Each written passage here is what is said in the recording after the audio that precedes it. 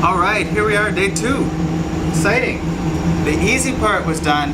Now it's all the crap stuff we don't want to do. That's not going so easily. So, for starters, you can see we got all the seats out. That was easy. They just bolt. We left the front one, but using the rails that this system attaches to, we just slid it forward. That way, passenger or shotgun is up front, up close. It's still offset a bit because there's no option with that bus swinging door, but it'll work for now. Seatbelts still attached. So we've got 2 seats now for driving around and going to get repairs. Chairs out, storage out, rails out. However, these guys, the shelving, which we thought at first was going to be easy, let's see if this will focus. These are rivets. These are not screws. So, to get these off, I tried a few methods.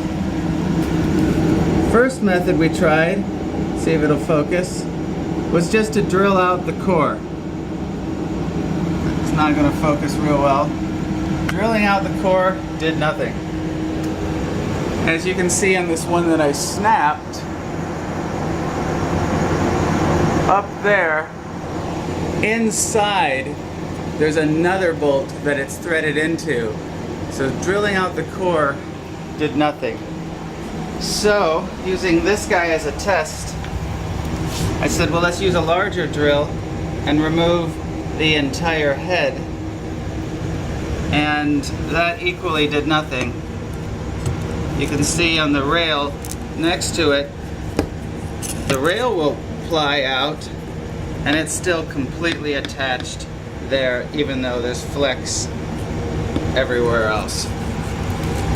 So, next step, we're just going to go ahead and pull off these corner panels on both sides. We're going to pull the metal housing here that has the wiring running under it. Then we're going to start pulling off with these off. We're just going to start focusing on getting this panel out. We can use a saw. It doesn't have to come out in one pieces. We're not reusing any of it. It's beat up and moldy. So if we can rip that out, I doubt the rails or these rivets are attached to this pressed board. They're likely attached to the frame on the other side.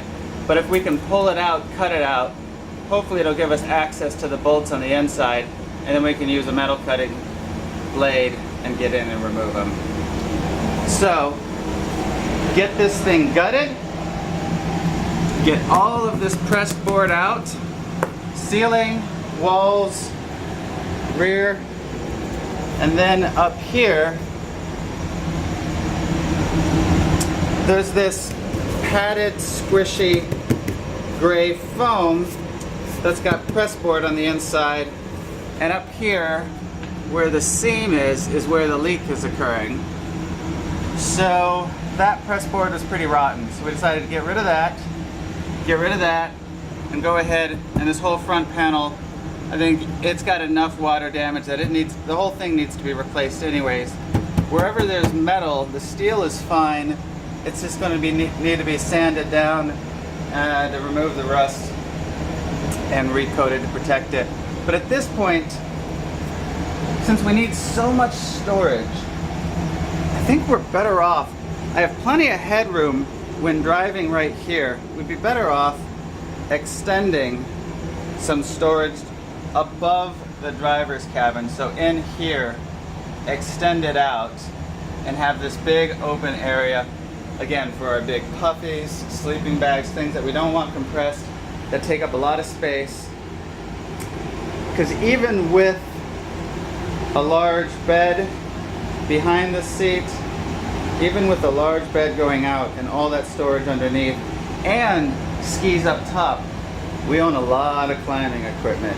It takes up a massive amount of space. And what we're asking to do is to fit a lot of gear, a lot of clothes, a lot of tools in a very small space, which is going to go away quickly.